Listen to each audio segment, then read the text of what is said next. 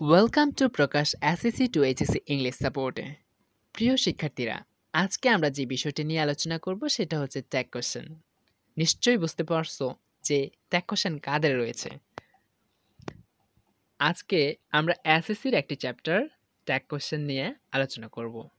তাই যারা এসএসসি পরীক্ষা দিবা বা মাত্র 9-এ উঠেছ বা সম্প্রতি 9-এ উঠেছ, ক্লাস 9-এ এবং ক্লাস 10-এ উঠেছ, তাদের সবারই ট্যাগ কোশ্চেন এই চ্যাপ্টারটি রয়েছে।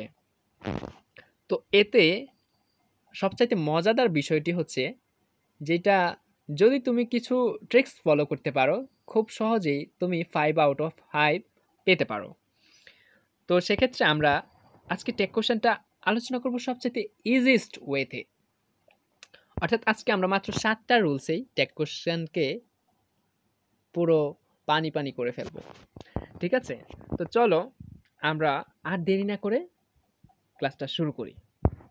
তো আমাদের একটা বেসিক ধারণা থাকতে হবে, আসলে আমরা ট্যাগ কোশ্চেন শিখছি, কিন্তু ট্যাগ কোশ্চেন কাকে বলে এটা তো অবশ্যই শেখা উচিত, তাই না? তো একটা বেসিক ধারণা নিয়ে চলো।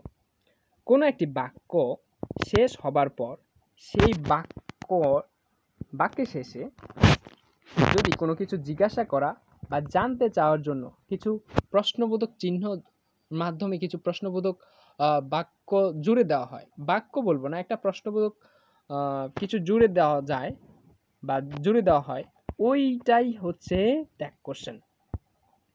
ঠিক আছে, সংজ্ঞাটা পড়ে নাও যে কোনো একটি বাক্য শেষ হবার পর সেই বাক্যের শেষে যদি কিছু জিজ্ঞাসা করা হয় বা জানতে চাওয়ার জন্য কোনো প্রশ্নবোধক কিছু জুড়ে দেওয়াকে ট্যাগ কোশ্চেন বলে। তো শুরুতে আমাদের একটা বিষয় শিখে আসতে হবে, সেটা হচ্ছে আমরা গত ক্লাসে একটা ক্লাস নিয়েছিলাম। সেই ক্লাসে আমরা কিছু ভার্বের ট্যাগ ফর্ম দিয়েছিলাম, অর্থাৎ অক্সিলিয়ারি ভার্বের ট্যাগ ফর্ম দিয়েছিলাম এবং এগুলোর সিম্পল ফর্মগুলো দিয়েছিলাম। তো আজকের ক্লাসটিতেও আমরা ট্যাগ ফর্মগুলো নিয়ে অল্প একটু আলোচনা করছি। যেমন সিম্পল ফর্মে অক্সিলিয়ারি ভার্বটা যদি ইজ থাকে তাহলে এটা ট্যাগ ফর্মে ইজেন্ট হবে, আর থাকলে আরেন্ট এবং এম থাকলে আরেন্ট। যদিও আগে এটা এম এর বদলে এন্ট ব্যবহার করা হতো, তবে এখন বর্তমানে ইংলিশ গ্রামারে এটা ব্যবহার করা হয় না, খুব কম ব্যবহার করা হয়। তবে তোমাদের পরীক্ষার খাতায় যদি এম থাকে তাহলে তোমরা অবশ্যই আরেন্ট দিবা। অজ থাকলে অজেন্ট, ওয়ার থাকলে ওয়ারেন্ট এবং হ্যাজ থাকলে হ্যাজেন্ট। এগুলো কিন্তু আমাদেরকে শিখতে হবে। ঠিক আছে, ডু থাকলে ডোন্ট, ডাজ থাকলে ডাজেন্ট, ডিড থাকলে ডিডেন্ট, মাস্ট থাকলে মাসেন্ট, উড থাকলে উডেন্ট, উড, উইল থাকলে ওন্ট, হ্যাড থাকলে হ্যাডেন্ট, হ্যাভ থাকলে হ্যাভেন্ট, হ্যাজ থাকলে হ্যাজেন্ট। ঠিক আছে, এগুলো সবচাইতে গুরুত্বপূর্ণ বা সবচাইতে ব্যবহৃত কিছু অক্সিলিয়ারি ভার্ব যা ট্যাগ ফর্ম হিসেবে ব্যবহার করা হয়ে থাকে। তো আমরা আমাদের প্রথম রুলসটিতে চলে যাব। প্রথম রুলসটিতে বলা হয়েছে, রুল 1-এ বলা হয়েছে যদি সেন্টেন্সটি যদি অ্যাফার্মেটিভ বা হ্যাঁ বোধক হয় তা না বোধক নেগেটিভ ট্যাগ করতে হবে। ঠিক আছে, অর্থাৎ যদি হ্যাঁ বোধক হয় তাহলে আমরা অবশ্যই না বোধক নেগেটিভ ট্যাগটা করব, অর্থাৎ ওই যে ইজ থাকলে ইজেন্ট ওইটা। আর যদি সেন্টেন্সটা না বোধক থাকে তাহলে অক্সিলিয়ারি ভার্বটা বসাবো, শুধু অক্সিলিয়ারি ভার্বটা বসাবো এবং এরপরে অক্সিলিয়ারি ভার্বের ট্যাগ ফর্ম শুধু বসবে এবং পরে সাবজেক্টটা বসবে। চলো আমরা উদাহরণের মাধ্যমে বিষয়টা বুঝে নেই। যেমন he is a meritorious student, এখানে বাক্যটা হাবোধক বোঝাচ্ছে, অর্থাৎ সে মেধাবী শিক্ষার্থী। তাহলে অক্সিলিয়ারি ভার্ব ইজ, এটার ট্যাগ ফর্ম হচ্ছে ইজেন্ট। বলা হয়েছে যে যদি হাবোধক থাকে তাহলে আমাদেরকে নাবোধক করতে হবে, তাহলে আমরা নাবোধক করলাম ইজেন্ট। ঠিক আছে, এবার সাবজেক্টটা বসাই দেব এখানে হি, আর যেহেতু আমরা প্রশ্নবোধক কিছু জুড়ে দিব এজন্য প্রশ্নবোধক চিহ্ন। ইজেন্ট হি, নয় কি, যে মেধাবী শিক্ষার্থী নয় কি, এরকম আর কি। আর এরপরেরটা এটা দিয়ে আরেকটা করা হয়েছে, যেমন he is not a meritorious student, সে মেধাবী শিক্ষার্থী, সে মেধাবী শিক্ষার্থী নয়, সে মেধাবী শিক্ষার্থী নয়, সে একজন মেধাবী শিক্ষার্থী নয়। তাহলে যেহেতু অলরেডি এখানে নট কথাটা আছে, তো আমরা আর এখানে ইজেন্ট কথাটা লিখব না, আমরা শুধু অক্সিলারি ভার্বটা নিলাম, তারপর এই সাবজেক্টটা নিলাম। ইজ হি, সে কি, মানে সে কি মেধাবী শিক্ষার্থী? না, সে মেধাবী শিক্ষার্থী নয়, উত্তরে এইটা আসবে। তো চলো আমরা দ্বিতীয় রুলসে যাই, যে বাক্যে যদি সাবজেক্টটি বস্তুবাচক হয়, বাক্যে যদি সাবজেক্টটা বস্তুবাচক হয়, বস্তুবাচক তো অবশ্যই আমরা চিনি, যেমন কোনো কিছুর নাম, ঠিক আছে, যেটার আসলে প্রাণ নাই, যেমন কলম, পেন্সিল, কোনো স্থানের নাম, কোনো কিছুর নাম হতে পারে, ঠিক আছে। যদি হয় তাহলে ট্যাগ ফর্মের সাবজেক্ট হিসেবে আমরা ইট বসাবো। কি বসাবো? ইট বসাবো। কিন্তু তা যদি কোনো ব্যক্তিকে বোঝায় তাহলে ট্যাগ ফর্মের সাবজেক্ট হিসেবে ওই যে এখানে ইজ হি হলো, এখানে তো ইজ হি দ্বারা কোনো ব্যক্তিকে বোঝাচ্ছে, তাই না? তাহলে ট্যাগ ফর্মের সাবজেক্ট হিসেবে এখানে হি বসছে। কিন্তু যদি এখানে হি না বসে বুঝিয়ে অন্য কিছু বোঝাতো তাহলে আমরা ইট নিতাম। চলো আমরা এটা উদাহরণের মাধ্যমে বুঝে নেই। যেমন এখানে বলা হয়েছে is everything is possible, everything is possible, সব কিছুই সম্ভব। হ্যাঁ, অবশ্যই সব কিছুই সম্ভব যদি তুমি চেষ্টা করো। তো দেখো আমরা এভরিথিং ইজ পসিবল এর ইজ নিব, যেহেতু এটা হাবোধক বাক্য তাই আমরা নেগেটিভ ট্যাগ ব্যবহার করব ইজেন্ট। আর যেহেতু এখানে এভরিথিং কোনো কিছুকে বোঝাচ্ছে তো ইট বসাবো আর প্রশ্নবোধক চিহ্ন বসাবো, দেন আমাদের এটা উত্তর কমপ্লিট হয়ে গেল, ঠিক আছে। যেহেতু এখানে বস্তুবোধক এই জন্য ইট বসছে। শুধু এভরিথিং না, এভরিথিং নাথিং থাকলেও কিন্তু এটাই হতো। ওই যে আমরা এটাও বলতে পারতাম যে নাথিং ইজ ইম্পসিবল, তাহলে তবে নাথিং এর ক্ষেত্রে আবার ইজেন্ট বসাতে পারতাম না, শুধুমাত্র ইজ ইট বসাতে পারতাম। আচ্ছা, এটা সামনে আসবে, আমরা দেখব। আচ্ছা, রুলস 3তে কি বলা হয়েছে, যদি বাক্যে প্রিন্সিপাল ভার্ব ছাড়া কোনো অক্সিলারি ভার্ব না থাকে, অর্থাৎ এই যে ভার্বগুলো, এই ভার্বগুলো যদি না থাকে, এই ভার্বগুলো এম আর অজ, হ্যাঁ, এগুলো যদি না থাকে তাহলে আমরা কিভাবে করব? আমরা তো এখন এগুলো থাকার কারণে হ্যাভেন্ট, হ্যাডেন্ট এগুলো বসিয়ে দিচ্ছি, ঠিক আছে। কিন্তু এগুলো যদি না থাকে তখন কিভাবে করব? চলো আমরা এই বিষয়টা এই রুলসের মাধ্যমে জেনে দেব। যেমন বাক্যে যদি প্রিন্সিপাল ভার্ব যদি না থাকে, মানে প্রিন্সিপাল ভার্ব ছাড়া যদি কোনো অক্সিলারি ভার্ব না থাকে তাহলে টেন্স অনুযায়ী আমরা ডু, ডাজ এবং ডিড এই তিনটা ভার্বের সহায়তা নিব এবং এই তিনটা ভার্বকে ট্যাগ ফর্ম হিসেবে ব্যবহার করব। যেমন একটা এক্সাম্পল এখানে, ফর এক্সাম্পল আমরা এখানে দেখতে পারি এভরিবডি হেটস আ ডিসঅনেস্ট ম্যান, প্রত্যেকেই একজন অসৎ ব্যক্তিকে কি করে? ঘৃণা করে, ঠিক আছে। তখন আমরা এখানে যে এই যে হেটস কথাটা আছে, আমরা আগে একটা বিষয়টা বুঝতে হবে, এই টেন্সটা, এই যে পুরো এই সেন্টেন্সটা কোন টেন্সে আছে। এটা অবশ্যই যারা টেন্স সম্পর্কে জানো বা বুঝো তারা বুঝতে পারবা যে এটা প্রেজেন্ট টেন্সের একটি বাক্য, ঠিক আছে। আর যারা বোঝো না, মন খারাপ করবা না, তুমি চাইলেই পারবা, তুমি টেন্স সম্পর্কে একটু ধারণা নাও। আর না হলে আমি এখানে কমেন্টে জানাও যে আমার টেন্সের ভিডিও প্রয়োজন, তাহলে আমি অবশ্যই টেন্সের একটা ভালো একটা ক্লাস তোমাদেরকে উপহার হিসেবে দেব। তো দেখো হেটস, এভরিবডি হেটস আ ডিসঅনেস্ট ম্যান, এভরিবডি হেটস আ ডিসঅনেস্ট ম্যান। তো প্রত্যেকেই অসৎ ব্যক্তিকে কি করে? ঘৃণা করে। এখানে দেখো, এখানে কোনো ইজ, অজ বা আর কিছুই নেই, এখন শুধুমাত্র হেটস আছে, মানে ঘৃণা করে। যেহেতু এটা প্রেজেন্ট টেন্সে আমরা কোনটা নিব? ডু এবং ডাজ। কিন্তু এখন কোনটা নিব? দেখো, এভরিবডি মানে সবাই বা প্রত্যেকে, এই প্রত্যেকে যেহেতু একজন হয় না, এই জন্য প্রনাউন হিসেবে আমরা দে নিব। আর প্রশ্নবোধক চিহ্ন তো বসাতেই হয় যেহেতু আমরা টেক কোশ্চেন করছি। আর দের সাবজেক্ট মানে ভার্ব হিসেবে কখনো সিঙ্গুলার ভার্ব হয় না। ডাজ তো একটা সিঙ্গুলার ভার্ব, তাই না? কিন্তু এখানে আমরা সিঙ্গুলার ভার্ব নিতে পারবো না, এই জন্য ডোন্ট দে হবে, ঠিক আছে।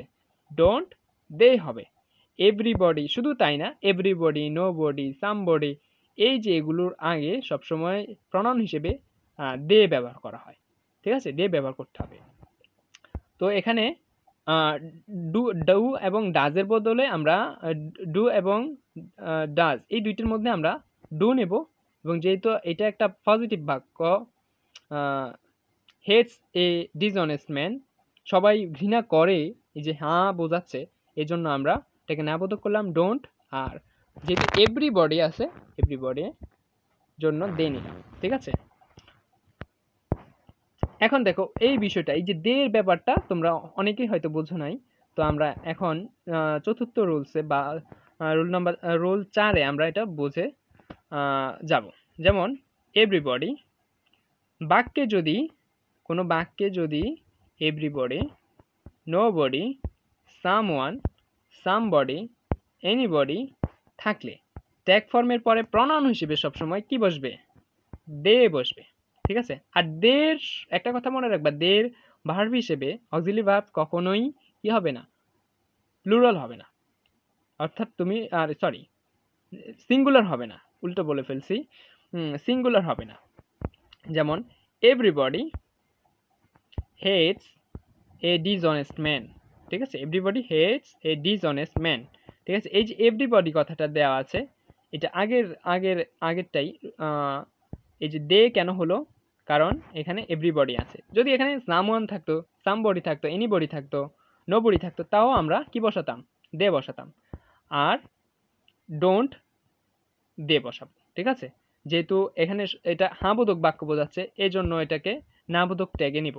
ঠিক আছে, হাবোধক যেহেতু নেগেটিভ ট্যাগ ব্যবহার করব, ডোন্ট দে। আর এখানে একটু মিস্টেক হয়েছে, এখানে প্রশ্নবোধক চিহ্নটা বসানো হয় নাই বা টাইপিং মিস্টেক হয়েছে, তোমরা এটা দিয়ে নিবা। তো চলো রুলস 5-এ যাই।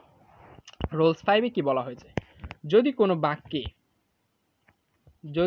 বাক্যে এই ওয়ার্ডগুলো দিয়ে শুরু হয়, যদি কোনো বাক্য এই ওয়ার্ডগুলো দিয়ে শুরু হয়, কোন ওয়ার্ডগুলো চলো দেখে নিই। One, no one, nobody, neither, never, nothing, hardly, scarcely, few, little. এই বিষয়গুলো একটা জিনিস লক্ষ্য করেছো, এগুলো দিয়ে সবগুলোই দিয়ে কিন্তু না বোধক বোঝায়। অর্থাৎ সবগুলো দিয়ে কিন্তু না বোধক, অর্থাৎ কিছু নেই। যেমন নান, কিছুই না, নো ওয়ান, কেউই না, নোবডি, কেউই না, নেইদার, কিছুই না, নেভার, কখনোই না, নাথিং, কিছুই না, হার্ডলি, খুব কম হয়, স্ক্রাচলি, খুব কম হয়, ফিউ, অল্প, একদম অল্প সংখ্যক, লিটল, একদম নেই বললেই চলে, এরকম কিছু। আচ্ছা দেখো, তাহলে এগুলো যদি থাকে তাহলে কি হবে?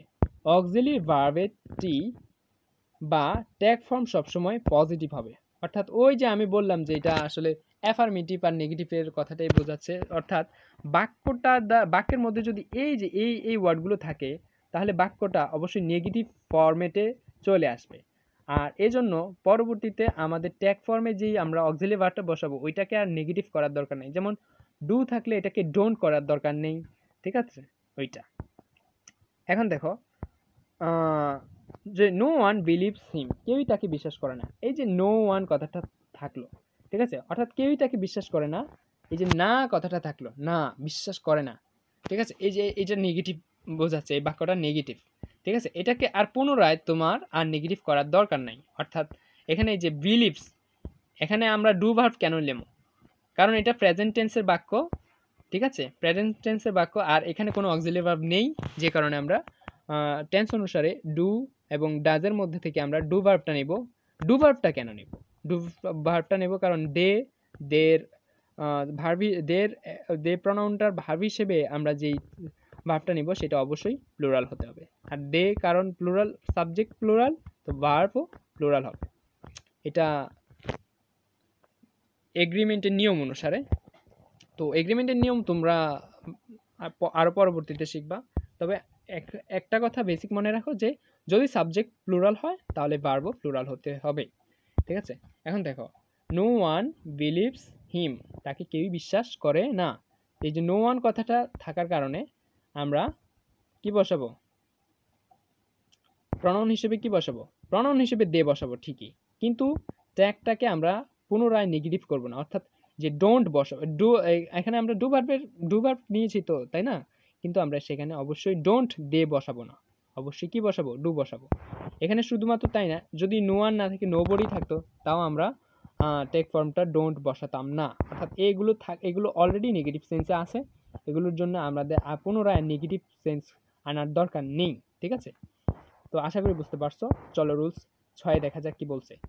ইম্পারেটিভ বাক্যের ট্যাগ করতে হলে, ট্যাগ কোয়েশ্চেন করতে হলে উইল ইউ বসে। এখানে বেশি কথা বলা হয় নাই, যে যদি তুমি বাক্যটা চিনতে পারো যে এটা ইম্পারেটিভ সেন্টেন্স, তাহলে তুমি সেখানে জাস্ট উইল ইউ বসিয়ে একটা প্রশ্নবোধক চিহ্ন দিয়ে দিবা, তোমার উত্তর হয়ে গিয়েছে। ঠিক আছে, তো চলো, যারা ইম্পারেটিভ সেন্টেন্স চেনো না তাদের ক্ষেত্রে কি হবে, তাদের ক্ষেত্রে হবে এখন শিখতে হবে আর কি।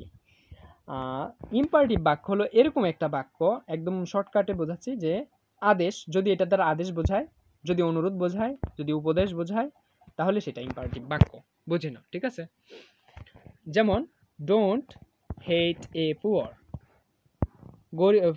এ পুয়ার হয় না, দ্য পুয়ার, গরিবদের ঘৃণা করো না, গরিবদের ঘৃণা করো না। তাহলে এখানে উপদেশ দেওয়া হচ্ছে যে তাদেরকে ঘৃণা করো না, যেহেতু বলছে যে যদি সেন্টেন্সটা ইম্পারেটিভ হয় তাহলে সেটা কি হবে, উইল ইউ হবে, এবং ট্যাগের পরে এই যে প্রশ্নবোধক চিহ্নটা যেন ভুল না হয় অবশ্যই দিবা। প্লিজ হেল্প মি, তাকে সাহায্য করো, তাহলে যেহেতু ইম্পারেটিভ বোঝাচ্ছে উইল ইউ। ঠিক আছে, আশা করি এটা বুঝেছো ইম্পারেটিভ সেন্টেন্সে। চলো আমাদের সর্বশেষ রুলসটি নিয়ে আলোচনা করি। যদি কোনো বাক্যে লেট আস থাকে, লেটস থাকে, তাহলে ওই বাক্যকে ট্যাগ কোয়েশ্চেন করতে হলে আমাদেরকে সোজাসুজি শেলুই বসিয়ে দিতে হবে। ঠিক আছে, শেলুই। তবে একটা কথা আছে, আচ্ছা তবেটা আমরা একটু পরে পড়ছি, আমরা এতটুকু আলোচনা করি, যতটুকু আমরা পড়েছি এই পর্যন্ত। শেলুই বসবে যদি কোনো সেন্টেন্সে লেটস থাকে, তাহলে সেটা ট্যাগ করতে হলে কি শেলুই বসবে। আচ্ছা আমরা শেলুই ব্যবহারটা দেখে আসি। যেমন এখানে লেট আস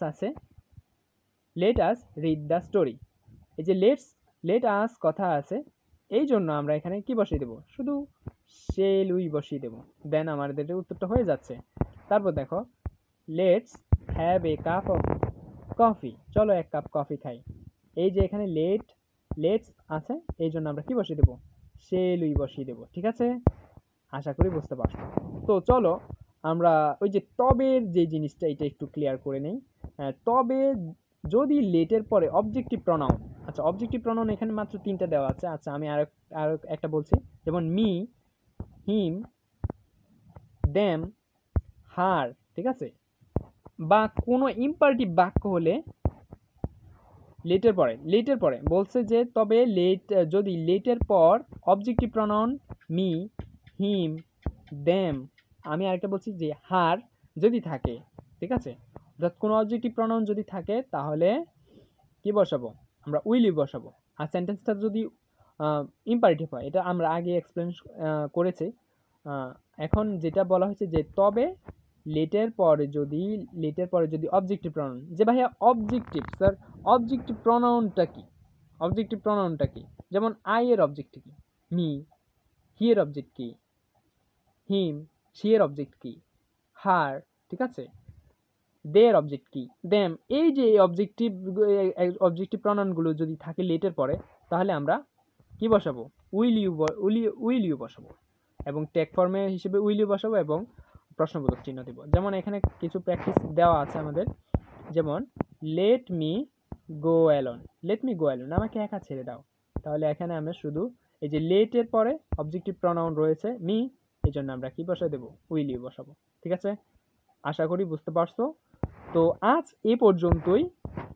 পুরো ক্লাসটা মনোযোগ দিয়ে ভালো মতো আবার দেখবা যদি না বুঝতে পারো, এবং কমেন্টসে অবশ্যই জানাবা যে কোন জায়গায় আর সমস্যা রয়েছে। আমরা নেক্সট ক্লাসে অবশ্যই একটা বোর্ড কোয়েশ্চেন প্র্যাকটিস করার চেষ্টা করব, এবং তোমাদের কাছে অনুরোধ থাকবে যে পুরো ক্লাসটা মনোযোগ দিয়ে দেখার জন্য। ঠিক আছে, আজ এ পর্যন্ত। আর যারা এই চ্যানেলটাকে সাবস্ক্রাইব করো নাই, তারা অবশ্যই চ্যানেলটাকে সাবস্ক্রাইব করে দাও পরবর্তী ভালো নতুন ভিডিও পাওয়ার জন্য। ধন্যবাদ সবাইকে।